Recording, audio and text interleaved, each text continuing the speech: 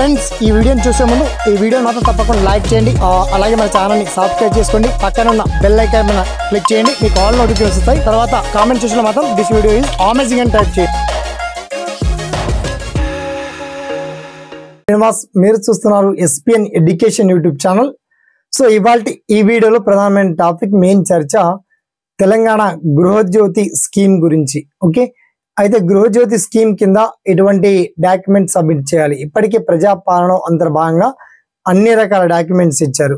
అయితే గృహజ్యోతి స్కీమ్ గురించి మిగతా వివరాలు ఏంటి, ఇంకా మనకు ఫ్రీ గ్యాస్ కావాలన్నా ఇలా ఫ్రీ 200 యూనిట్ పవర్ సప్లై కావాలన్నా మిగతా పర్టికులర్ డీటెయిల్స్ ఏం చేయాలి, ఆ పర్టికులర్ డీటెయిల్స్ మనం షార్ట్ అండ్ క్లియర్ కట్ గా తెలుసుకుందాం. ఓకేనా? So let's start our topic.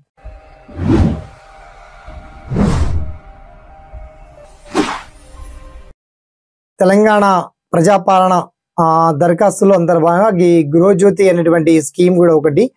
అయితే ఇందులో ప్రతి మహిళా అభ్యర్థులకు 2500 రూపాయల చొప్పున ప్రతి నెల, అంటే మామూలుగా పెన్షన్ రూపంలో ఇలా, దానికి కూడా ఏజ్ లో లిమిట్ పెట్టారండి. అంటే 35 క్రాస్ అయి ఉండాలి, 35 to 50 ఇయర్స్ ఉన్నటువంటి వాళ్ళకి ఈ పెన్షన్ వర్తిస్తుంది. దీనికి సంబంధించి మార్గదర్శకాలను కూడా ప్రభుత్వం జారీ చేసింది. ఆ గైడ్ లైన్స్ అన్ని కూడా చాలా క్లియర్ గా మీకు వీడియో కింద లింక్ ఇచ్చాను. ఇక తర్వాత మనకు ఫ్రీ గ్యాస్ కావాలంటే వన్స్ మీరు ఈకేవైసీ అప్డేట్ చేయించుకోండి. మీ పేరు మీద గ్యాస్ ఉంటే వన్స్ ఆ గ్యాస్ సప్లై వెహికల్ వస్తున్నప్పుడు వాళ్ళతో ఒక ఫోటో దిగితే మీ ఆధార్ కార్డ్ నంబర్ ఇచ్చి మీ ఇది గ్యాస్ బుక్ చూపించి మీ ఆధార్ నంబర్ చెప్తే ఎవరి పేరు మీద అయితే ఆధార్ కార్డు ఉందో వాళ్ళు తప్పకుండా వన్స్ ఫోటో తీసుకోండి. ముఖ్యంగా మహిళల పేరు మీద ఉంటుంది కాబట్టి మహిళా అభ్యర్థులు తప్పకుండా వన్స్ ఫోటో దిగి ఈకేవైసీ అప్డేట్ చేయించుకోండి. తర్వాత ఫ్రీ కరెంటు గురించి, ఉచిత విద్యుత్ గురించి రేషన్ కార్డు నంబర్తో పాటు తర్వాత వచ్చేసి ఎవరి పేరు మీద అయితే రేషన్ కార్డు ఉందో వాళ్ళ యొక్క ఆధార్ కార్డు నంబరు, దానికి లింకప్ అయి ఉన్నటువంటి మొబైల్ నంబర్ వన్స్ సబ్మిట్ చేయండి. అది కూడా మీ గ్రామ విద్యుత్ శాఖ అధికారులకు కరెంట్ బిల్లు కన్నా కనీసం మీ ఇంటికి వస్తారు.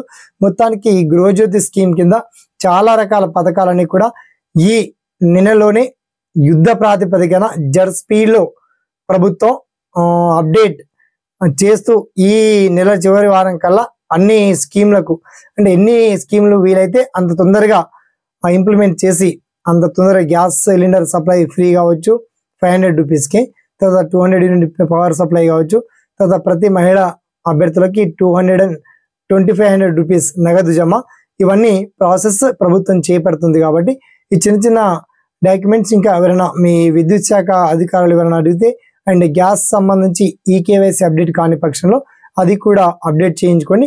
ఇంకో మరో మాట ఏంటంటే ఆరోగ్యశ్రీ బీమా పథకాన్ని కాస్త అది పెంచారు 5 లక్షల వరకు, అంతకుముందు 2 లక్షల వరకు ఉంది. కాబట్టి ఆరోగ్యశ్రీ కార్డు కూడా అప్డేట్ చేయించుకోండి. అది మొబైల్లో కూడా చేసుకోవచ్చు.